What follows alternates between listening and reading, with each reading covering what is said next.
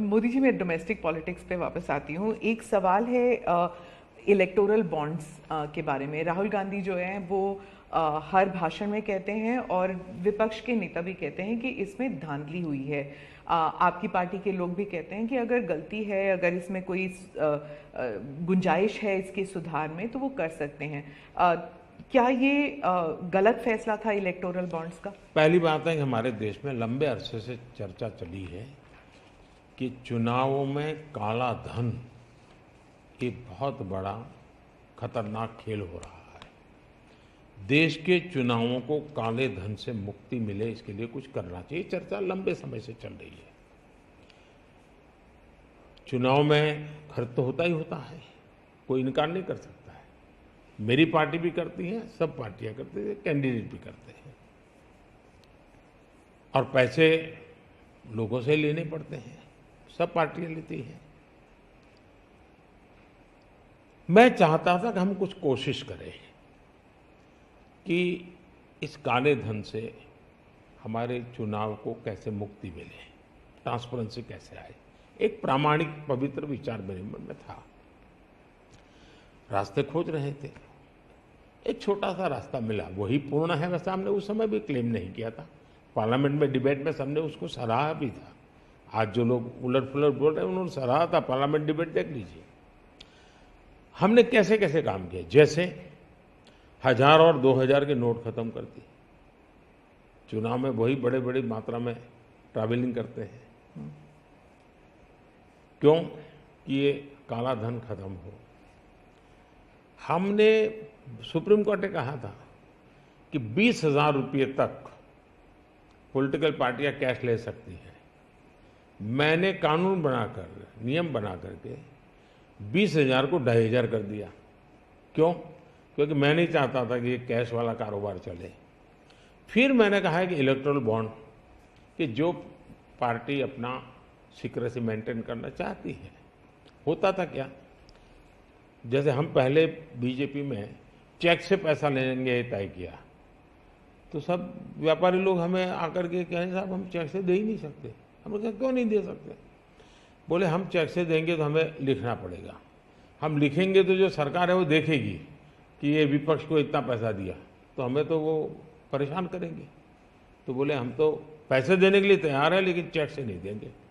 तो मुझे याद है हमारे 90 के दशक में जो चुनाव में हमको बड़ी दिक्कत आई थी, पैसे नहीं थे हमारे पास, और हम नियम लगा के बैठे थे कि हम चेक से लेंगे। देने वाले देने को तैयार थे, चेक से देने की उनकी हिम्मत नहीं थी। तो ये सारी चीज़ों का मुझे पता था। तो मैंने कहा भाई, तो हमने कहा भाई ऐसा है, अब देखिए इलेक्टोरल बॉन्ड न होते तो किस व्यवस्था में ताकत है वो ढूंढ के निकालते कि पैसा कहाँ से आया और कहाँ गया। ये तो इलेक्टोरल बॉन्ड की सक्सेस स्टोरी है कि इलेक्टोरल बॉन्ड थे तो आपको ट्रेल मिल रहा है मनी का, कि किस कंपनी ने दिया, कैसे दिया, कहाँ दिया। अब उसमें अच्छा हुआ बुरा हुआ वो विवाद का विषय हो सकता है, इसकी चर्चा हो।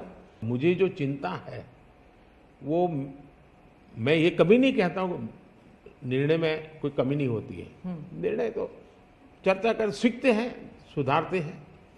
इसमें भी सुधार के लिए बहुत संभावना है, लेकिन आज हम पूरी तरह काले धन की तरफ देश को धकेल दिया है। और इसलिए मैं कहता हूँ सब लोग पछताएंगे, जब बाद में ईमानदारी से सोचेंगे सब लोग पछताएंगे। अब देखिए इलेक्टोरल बॉन्ड का भी विशेषता देखिए कैसा झूठ चल रहा है। कुल देश में 3,000 कंपनियों ने इलेक्टोरल बॉन्ड दिए हैं। उसमें 3,000 में 26 कंपनियां ऐसी हैं जिन पर कार्रवाई हुई है। ये कहते हैं ना ईडी वीडी टिकना फला, 3,000 डोनर है, उसमें सिर्फ 26, और उनमें से 16 कंपनियां ऐसी थी छापा जब लगा उस समय बॉन्ड खरीदा। कोई जोड़ सकता है इसको? अगर बॉन्ड खरीदा, लोग ये जोड़ रहे हैं, उसकी विशेषता ये है कि ये जो 16 कंपनियों ने बॉन्ड खरीदा उसमें से 37 पैसा अमाउंट बीजेपी को डोनेशन में मिली।